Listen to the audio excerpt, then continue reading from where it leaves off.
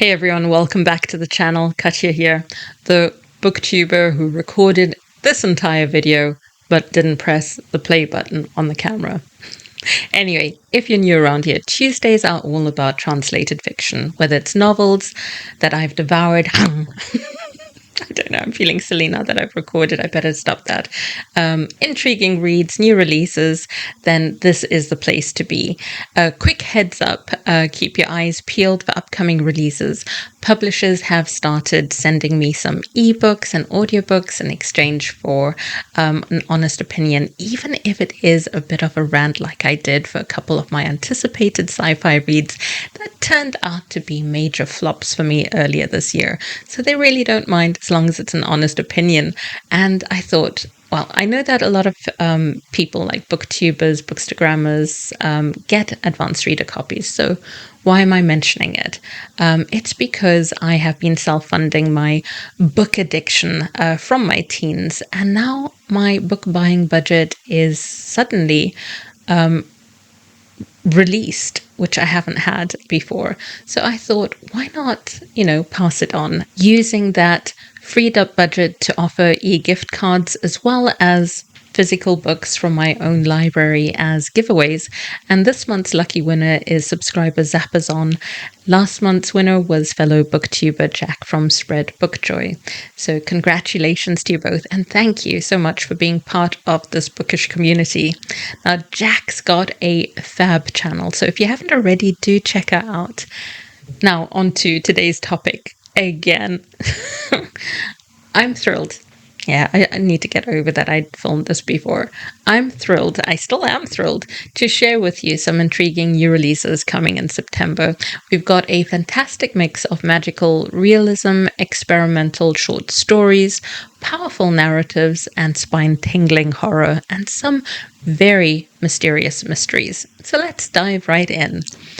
September 3rd releases, we have We'll Prescribe You, a Cat, by Shu Ishida, translated from Japanese by E. Madison Shimoda. Now, this sounds like a charming Japanese novel, and it's one that's already an international hit. So I'm really glad that we're getting it in English very soon.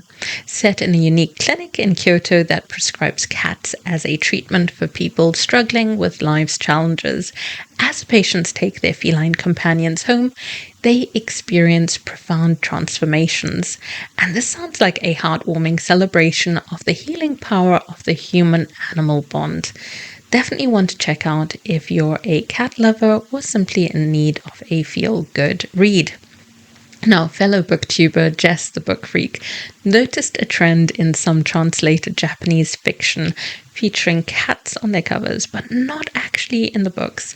So it's safe to say that this cover will deliver, if not on 5 cats, then at least on more than none. Because really, I hadn't noticed. And for shame, who does that? Who sticks a pet on a cover and then does not deliver on the animal cuteness? Who knows? Then we have The Night Guest, and I love the pinkness of this cover. And I'm not even a pinky person, as you can see from the room.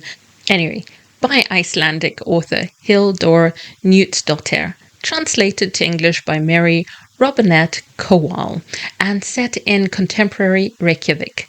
This sounds like an eerie psychological thriller that follows Ithun, who is plagued by unexplained fatigue and disturbing injuries, and she wakes up with all of this stuff while having seemingly walked miles in her sleep.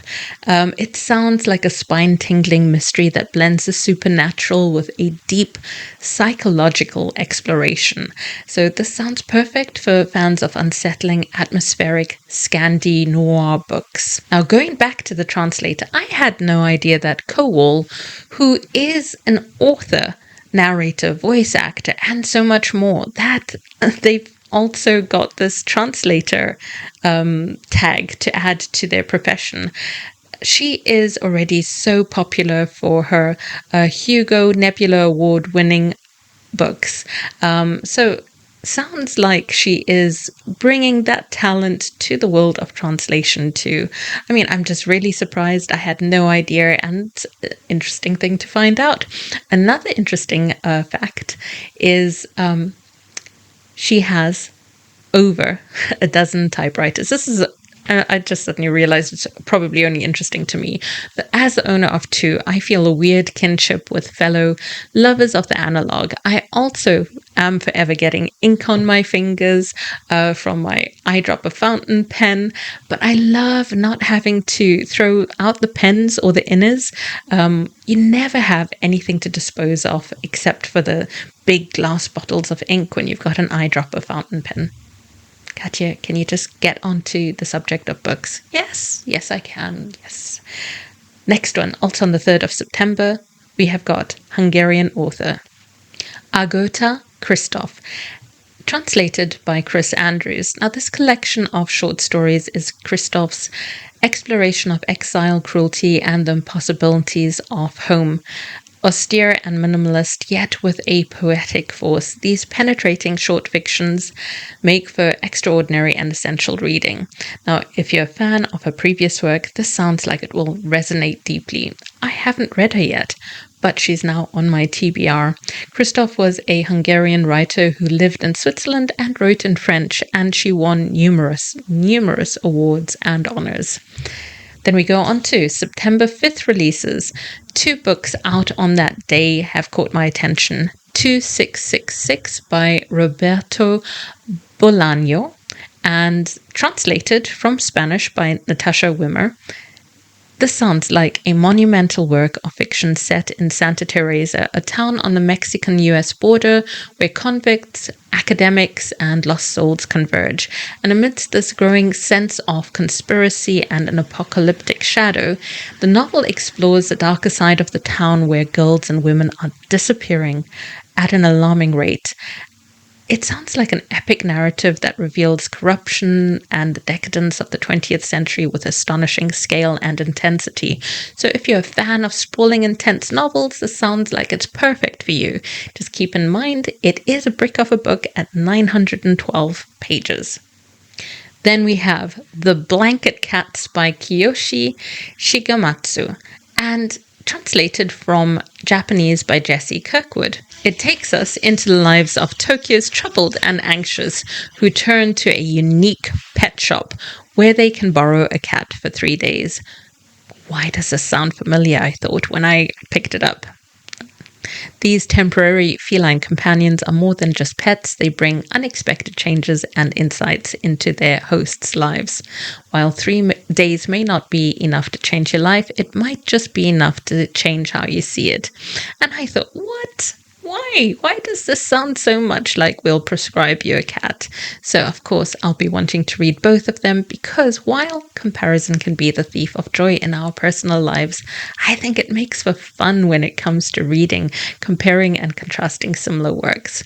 Then on 10th September, we have Celebration by Croatian author Damir Karakash, translated by Ellen Elias Bursek. And this sounds like a haunting exploration of war, violence, and the human condition.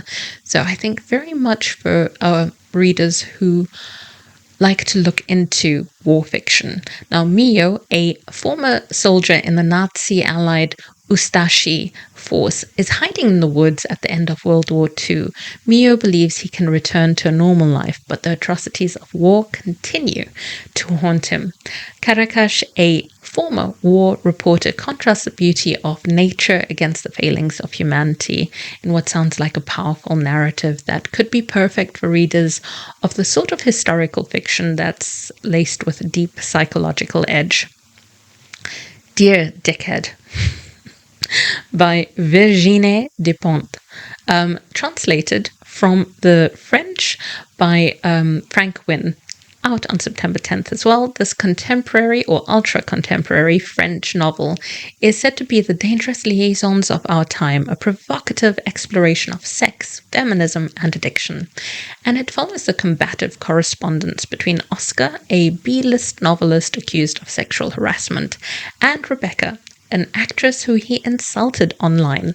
Their unlikely friendship delves into the sickness of modern culture, offering a no-holds-barred look at addiction, to drugs, to rage, and to the internet. Having read DuPont's it's gone out of my head, King Kong Theory, which was a sort of autobiographical, semi-autobiographical. I know this won't shy away from the ugly truths of contemporary society. I think it's perfect for those who enjoy fierce, modern literary fiction. And then, also out on the 10th of September, is Of Fathers and Fugitives by S.J. Naude, translated from Afrikaans by Michael Heinz. This debut, literary page-turner from a new South African voice, explores themes of fatherhood, family, loyalty, and inheritance. And the novel follows Daniel, a gay journalist living in London, who is emotionally distant and seemingly cold in his relationships. When his elderly father passes away, Daniel returns to South Africa, only to discover a strange condition in his father's will. He must spend time with Theon, a cousin he hasn't seen since childhood, before he can inherit half of the estate. Now, as Daniel reconnects with Theon on the old family farm, they embark on a life-changing journey. This is said to be a masterful novel that offers vivid characters, surprising twists, and a subtle exploration of South Africa's complex recent history. And this is going to be a must-read for me.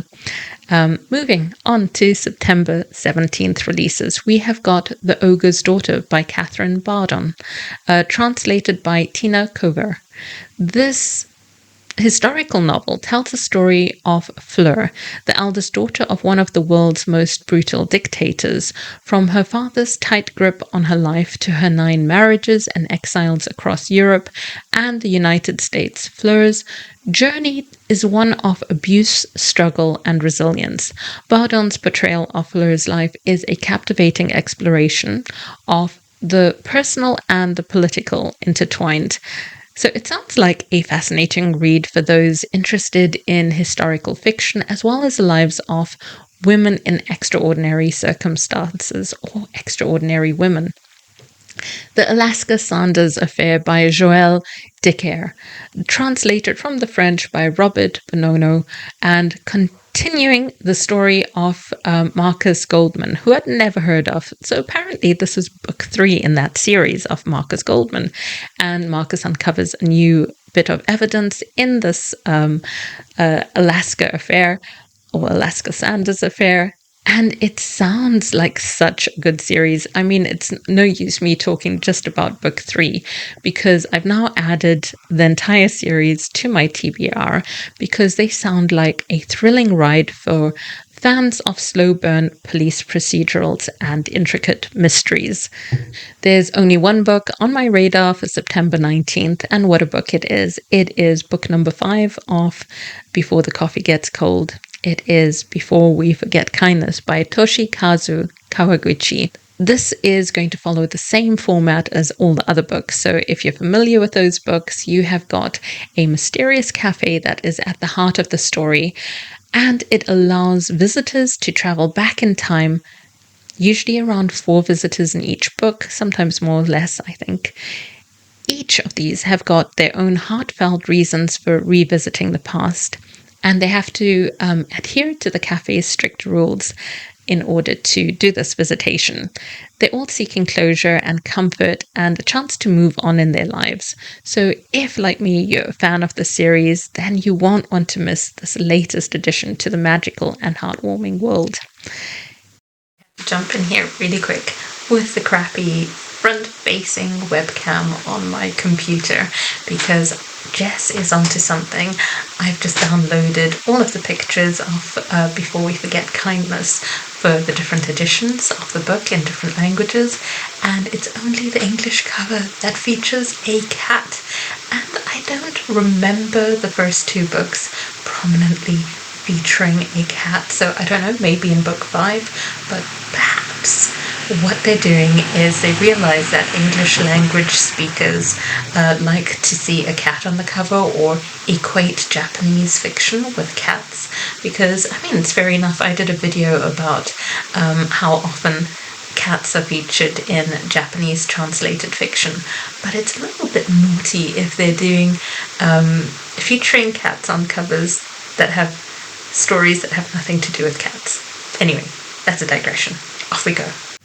On September 24th, we have two remarkable releases, one of which is perhaps not my style, but they do sound remarkable. First is Moving the Moon, A Night at the Acropolis Museum by Andrea Marcolongo, and translated from Italian by Will Shutt.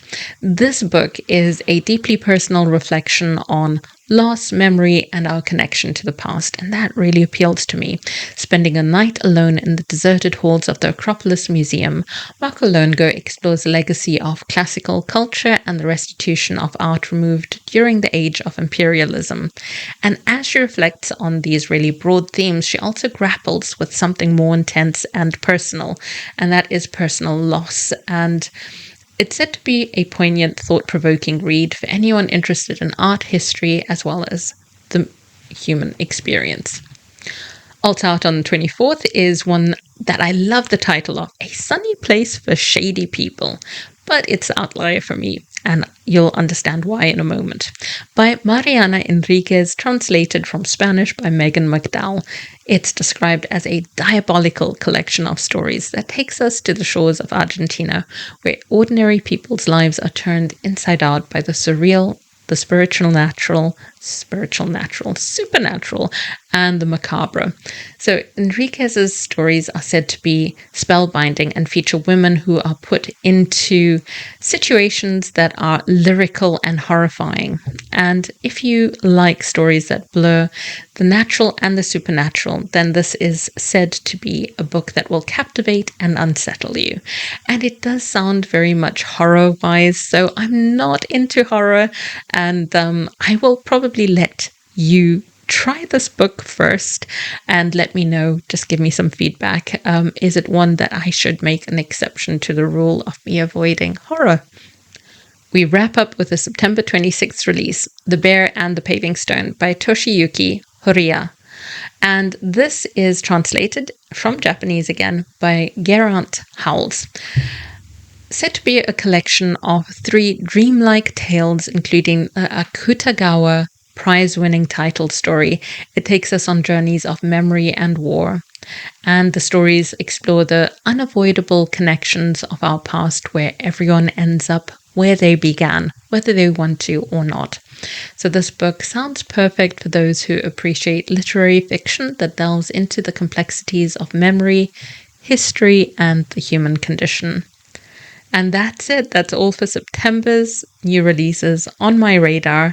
There are probably more out there, so let me know if you've spotted other new releases in translated fiction that I haven't mentioned and that you think sound really good.